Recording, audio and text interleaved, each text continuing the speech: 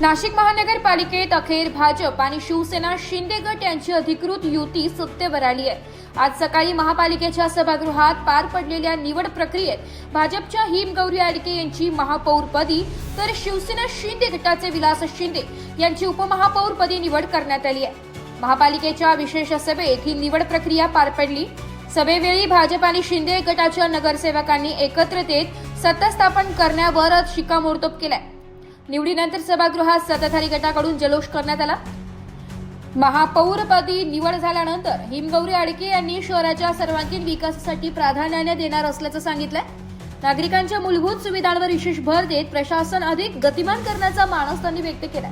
तर उपमहापौर विलास शिंदे यांनी महापौरांसोबत समन्वयाने काम करत नाशिकच्या विकासासाठी कटिबद्ध असल्याचं स्पष्ट केलंय।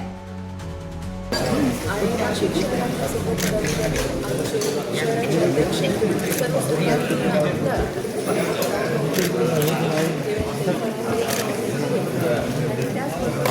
सर्व पदाधिकारी यांचं मी सर्वप्रथम आभार मानतो। नक्कीच नाशिककरांनी भरघोस मतांनी भारतीय जनता पक्षाला एखादी सत्ता मिळाली आहे। पण जसं आपण म्हणतो सबका साथ सबका विकास सबका विश्वास, आणि ह्या धर्तीवरती आपण आज बघत आहे की हा निर्णय जो पार्टीने घेतला आहे त्याचा आम्ही सन्मान केला आहे। आमचे उपमहापौर पदाचे जे उमेदवार होते मच्छिंद्रजी सानप यांनी पार्टी लाईननुसार एकनिष्ठ राहून तो उमेदवारी अर्ज मागे घेतलेला आहे आणि आज आपले सन्माननीय उपमहापौर विलास शिंदे इथे विराजमान आहे। हीच आमच्या पक्षाची आणि आमच्या कार्यकर्त्यांची ताकद आहे। एवढं मी सांगतो।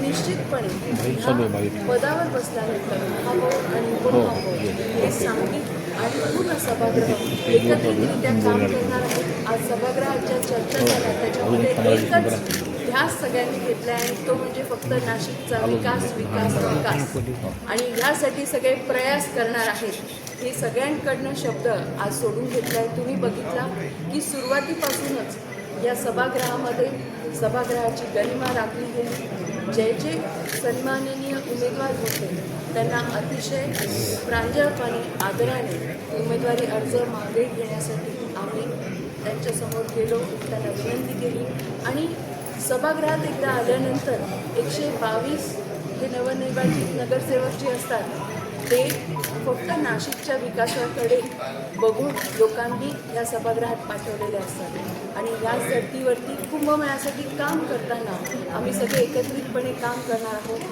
त्याचबरोबर आमचे जे कुंभमंत्री आहेत सगळ्यांचे गिरीशभाऊ महाजन तुम्ही सगळ्यांनी बघितलं आहे की त्यांनी एकदा ठरवलं, ते अक्षरशः तळ ठोकून होते इथे, जोपर्यंत प्रत्येक त्यांनी सगळ्यांसाठी आणि नाशिकचा विकासाचा सगळा आराखडा तयार ठेवलेला आहे। पक्षनिहाय आणि युतीनिहाय सगळं काम होणार आहे। या महायुतीत सगळ्यांचं एकत्रित जो काही विचार विजन असणारे याचं इम्प्लिमेंटेशन आपण शहरात बघणार आहात। आत्ताच झालेल्या महासभेमध्ये आपण जी नियुक्तीची महासभा होती त्यात मी एक 100 दिवसाचा कार्यक्रम दिलेला आहे, ज्यामध्ये प्रत्येक प्रभागामध्ये निवडून आलेल्या नगरसेवकांबरोबर त्याच पद्धतीने तिथल्या स्थानिक आमदारांबरोबर आम्ही पूर्णपणे नाशिक शहरातले सगळे प्रभाग आधी त्यांचा दौरा करणार आहोत। अधिकारी समवेत म्हणजे जिथल्या तिथे तो निर्णय घेतला जाईल। आपल्याकडे वेळ खूप कमी आहे याची आम्हाला सगळ्यांना जाण आहे। हे अतिशय जबाबदारीचं पद आहे आणि ही संधी नसून ही एक सेवेची एक पर्वणी आहे असं मला वाटतं। नाशिक नगरी ही पुण्यनगरी आहे आणि ह्या कुंभमेळ्यामध्ये आपण नक्कीच नाशिकचं नाव हे जगभरात कोरणार आहोत। अतिथी देवो भव ही आपली संस्कृती आहे। प्रत्येक घरात आपल्याला राम पोहोचवायचा आहे आणि नुसतं राम धर्माने नाही तर कामाने राम पोहोचवायचं आहे, एवढंच मला वाटतं। तुमच्या सगळ्यांच्या शुभेच्छांनी अतिशय मन भारावून आलेलं आहे। मी सन्माननीय उपमहापौरांना पण खूप खूप शुभेच्छा देते, पण एवढीच अपेक्षा ठेवते की सगळ्यांनी एकत्रित नाशिककरांनी पण यात सहभाग घ्यावा आणि काही तुमच्या सूचना असतील, काही कल्पना असतील ज्यातनं नाशिकची उंची, नाशिकचं काम हे सुरळीत होणार असेल तर निश्चितपणे आम्ही तुमच्या सूचनांसाठी आमचे कान आणि आम्ही सगळे उपलब्ध राहू.